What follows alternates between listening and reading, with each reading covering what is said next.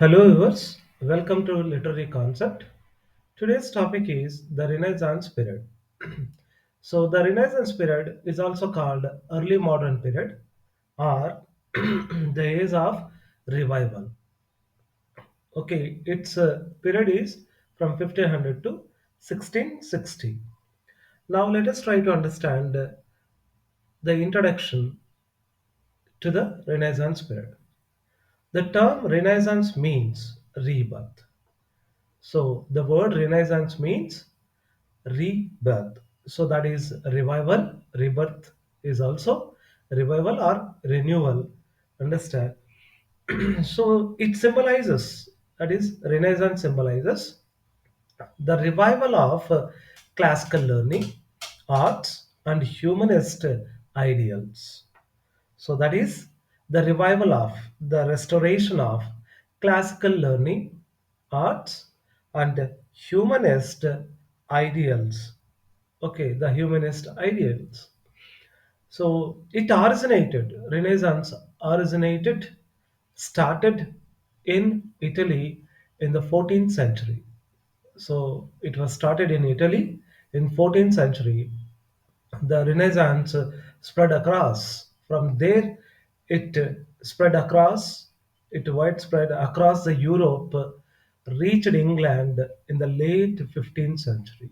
So the Renaissance reached England in the late 15th century. So it was a cultural and intellectual movement. The Renaissance period was a cultural and intellectual movement that marked the transition. So that is the transformation. Understand the change from the medieval to the modern world, from the Middle English to medieval period. Okay, from medieval period to modern world, we find the changes. And we also see the flourishing of literature. We also find the flourishing, the development of the growth of literature, art, science, and philosophy during Renaissance period. Okay, which was driven by a deep admiration. So, which were, which were inspired by, okay, inspired and influenced by the Greek and Roman cultures. Okay, the ancient Greek and Roman cultures, inspiration and admiration we find in the literature, art, science, and philosophy during Renaissance period. So that is about the introduction about the Renaissance period. Now let us try to understand the key features of the Renaissance period. The first one is humanism. So humanism. So we find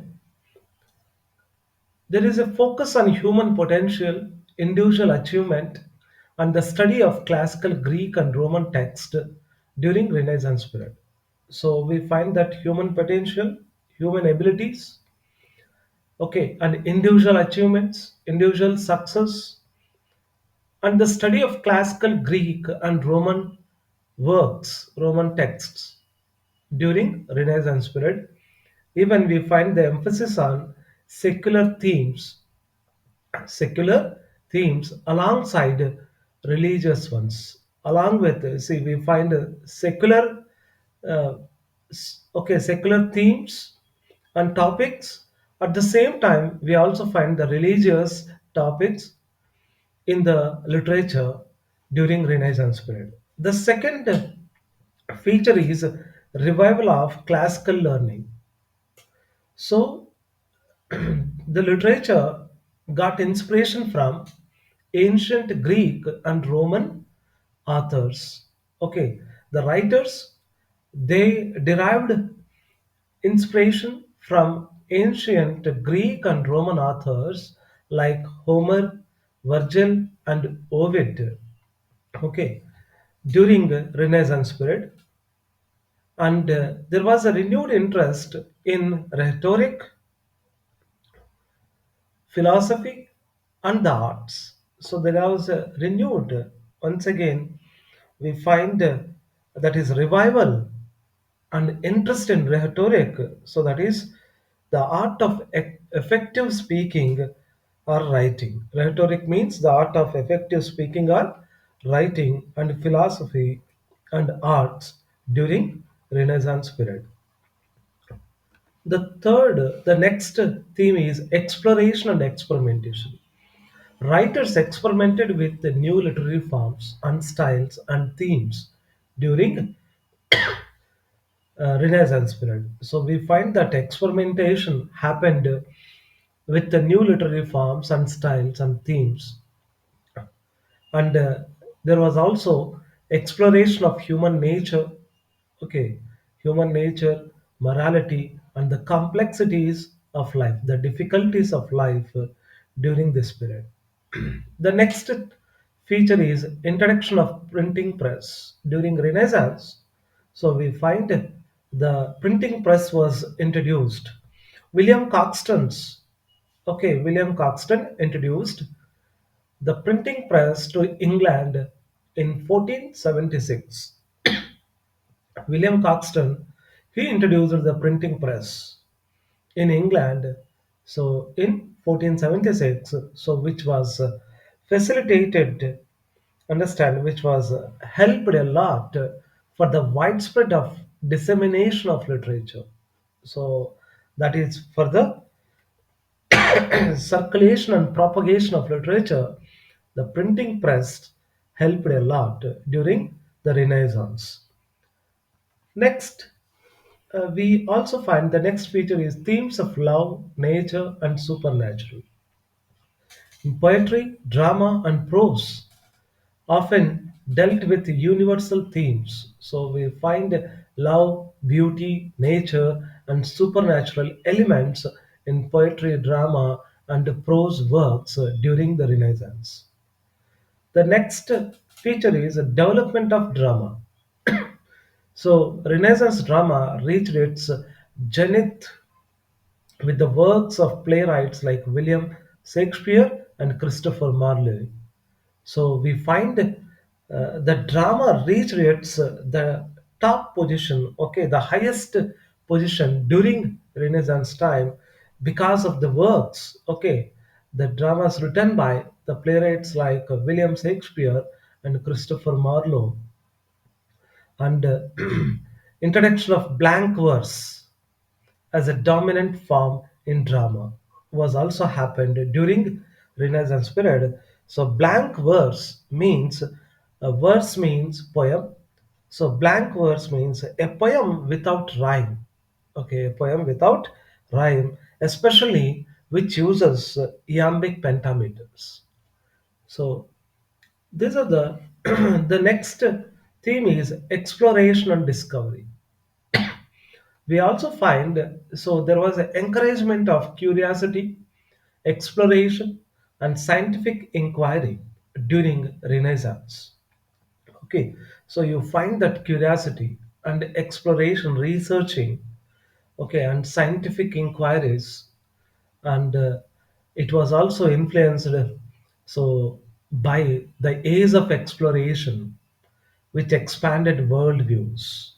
Okay, the influence of the age of exploration also we find uh, during Renaissance period. So that expanded the worldviews, the outlooks. Okay, the outlooks and ideology and different faiths. It was expanded. So the next feature was patronage. Patronage means a kind of support, okay, a backing and assistance. So we also see a support from monarchs like Queen Elizabeth I and King James I fostered the growth of literature and the arts during this period. The monarchs, the kings, okay, king and queen, the rulers like Queen Elizabeth I and King James I, they supported a lot for the development of for the development and growth of literature and the arts during the Renaissance period. These are the features of Renaissance period. Now let us try to understand major phases of Renaissance in English literature. So we find the different phases. Okay, the first phase is early Renaissance, so which begins from 1500 to 1558. So the early Renaissance was dominated by a transition from medieval to Renaissance ideas. So that was a transition, that was a transformation from medieval age, okay, that is from Middle English period to Renaissance ideas.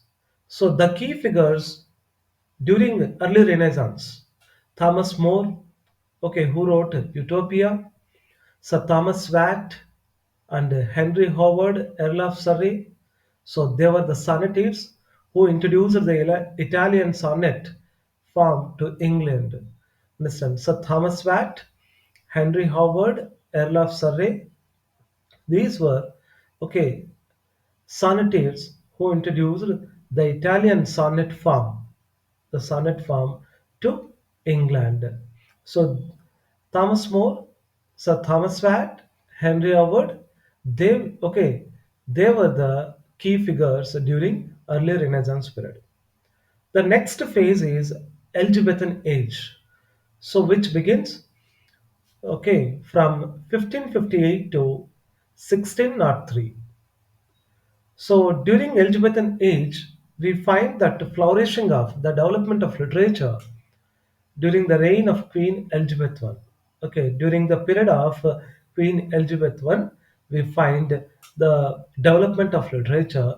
The key figures of Elizabethan age were William Shakespeare, Edmund Spenser, the Fairy Queen, who wrote Fairy Queen; Christopher Marlowe, who wrote Dr. Faustus; and Sir Philip Sidney, who wrote Astrophel and Stella.